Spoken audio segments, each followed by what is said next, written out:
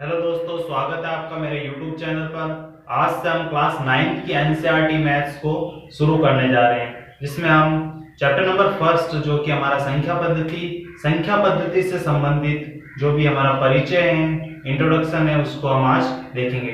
चलिए करते हैं शुरू। चैप्टर नंबर फर्स्ट जो कि है संख्या पद्धति। अब संख्याएं, देखो संख्याएं क्या होती है।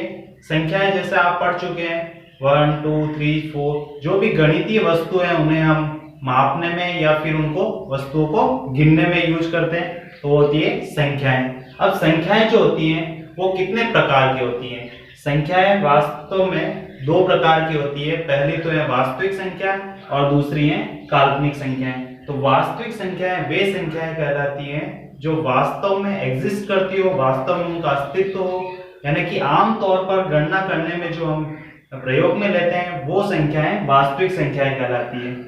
ये संख्याएं वास्तविक संख्याएं। काल्पनिक संख्याएं जो इमेजिनरी होती हैं, यानी ये जो काल्पनिक संख्याएं हैं वो अभी हमारे क्लास 9 के सिलेबस में नहीं है, तो हम इसे नहीं पढ़ेंगे। अब वास्तविक संख्याएं के अंतर्गत दो संख्याएं आती है जो कि परिमेय संख्याएं और दूसरी हमारी अपरिमेय संख्याएं। देखो परिमेय संख्याएं क्या होती है और अपरिमेय संख्याएं क्या होती है, इन्हें हम आगे डिस्कस करेंगे डिटेल में। इससे पहले हम जान लेते हैं परिमेय संख्या के अंतर्गत तीन तरह की और संख्याएं होती है जो कि है प्राकृत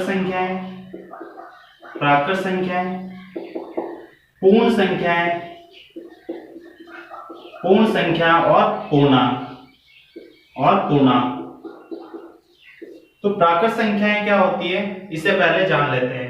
प्राकृत संख्याएं वो संख्याएं होती है जो 1 से शुरू होती है और अनंत तक चलती है। 1 2 3 4 5 6 7 8 9, इसी तरह से ये अनंत तक चलती है। तो वो संख्याएं कहलाती है हमारी प्राकृत संख्याएं। और प्राकृत संख्या को हम n से प्रदर्शित करते हैं। n यानी कि इसको इंग्लिश में हम कहते हैं प्राकृत संख्याओं को नेचुरल नंबर, जो कि n से स्टार्ट होता है, इसीलिए हम इसको n से प्रदर्शित करते हैं।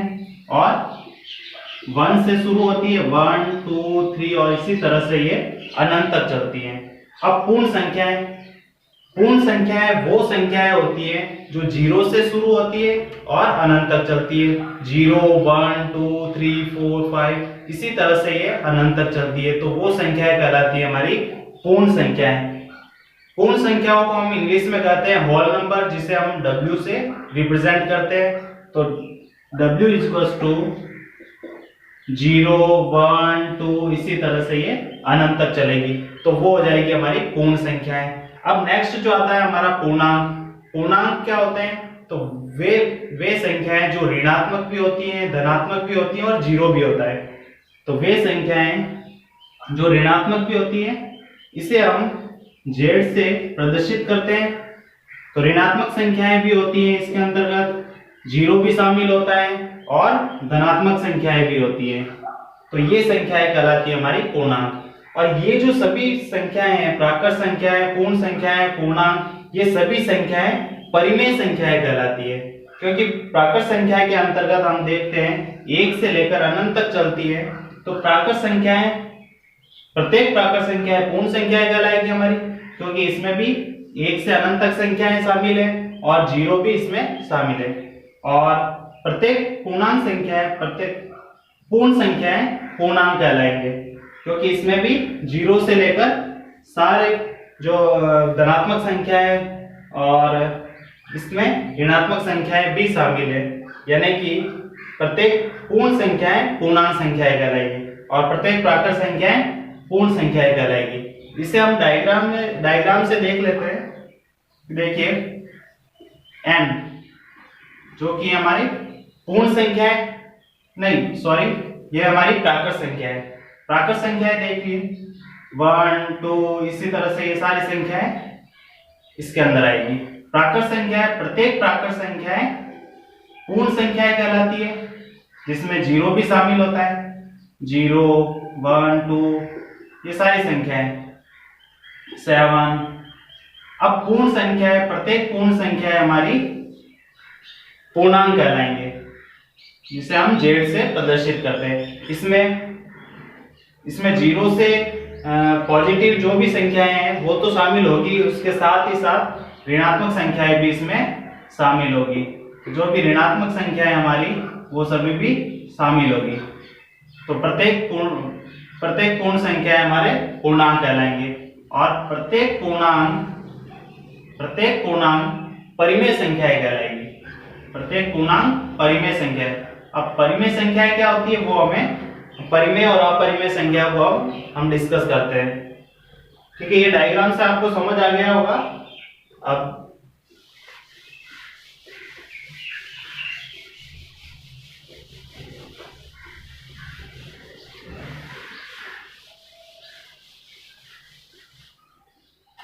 अब देखते हैं हम परिमेय संख्याएं और अपरिमेय संख्याएं। परिमेय संख्याएं वो संख्याएं कहलाती हैं जिन्हें हम P/Q के रूप में व्यक्त कर सकते हैं, जिन्हें हम P/Q के रूप में प्रदर्शित कर सकते हैं। और यहाँ पर Q हमारा 0 नहीं होना चाहिए, Q is not equals to 0। तो वे संख्याएं हमारी परिमेय संख्याएं कहलाएगी। जैसे उदाहरण के लिए हम समझते हैं, जैसे 1, 3, -5, 1/2, -3/5। तो ये जो सारी संख्याएं हमारी ये सारी संख्याएं परिमेय संख्याएं कहलाएगी, क्योंकि इसमें P/Q के रूप में ये सभी संख्याएं P/Q के रूप में और यहाँ पर Q 0 भी नहीं है, तो ये संख्याएं हमारी परिमेय संख्याएं कहलाएगी। और अपरिमेय संख्याएं कौन सी कहलाएगी? जो P/Q के रूप में नहीं होती है, P/Q के रूप में नहीं होती और यहाँ पर Q क्या है? Q is not equals to 0। Condition दोनों में सेम रहेगी कि Q 0 नहीं होना चाहिए। अगर Q 0 हो जाता है तो हमारा जो ये P/0 यानी कि अपरिभाषित हो जाता है, इसीलिए यहाँ पर Q 0 नहीं होना चाहिए। फॉर एग्जाम्पल हम देख लेते हैं, जैसे वर्गमूल 2 स्क्वायर रूट 2 का स्क्वायर रूट √3 √5 पाई 0.1010010000 इसी तरह से ये अनंत तक चले। तो ये सारी संख्याएं कहलाती हैं अपरिमेय संख्याएं। ये सारी संख्याएं अपरिमेय संख्याएं कहलाती है। तो हमने परिमेय संख्या को भी जाना और अपरिमेय संख्या को भी जाना।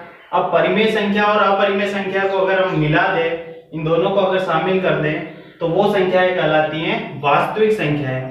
वो कहलाती है वास्तविक संख्याएं यानी कि रियल नंबर वास्तविक संख्याएं कहलाती है।